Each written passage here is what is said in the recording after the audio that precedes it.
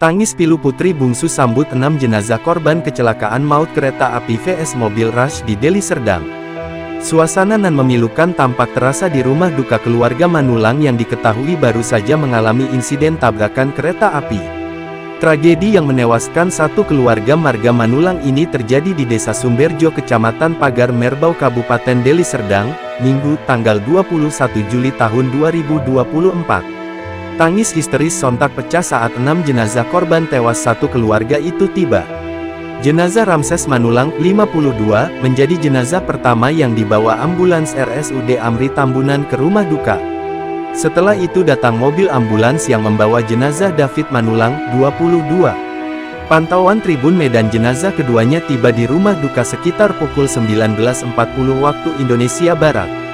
Saat itu sudah ramai ratusan warga termasuk para tetangga.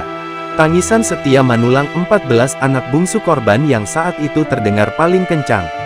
Meski tidak banyak mengeluarkan kata-kata namun tangisannya terdengar meraung.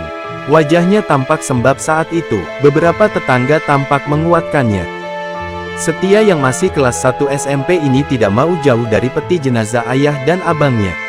Saat itu jenazah ditempatkan di ruang tengah. Ia tampak menangis setiap jenazah dibuka dari peti. Setia Manulang merupakan anak bungsu Ramses Manulang, 52, dan Herawati Manurung, 51.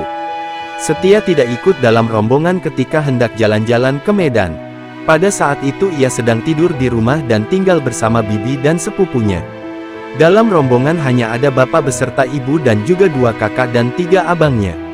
Dalam kejadian kecelakaan hanya ibunya yang selamat dan masih dirawat di rumah sakit. Sementara bapaknya bersama 5 orang saudaranya tewas di tempat.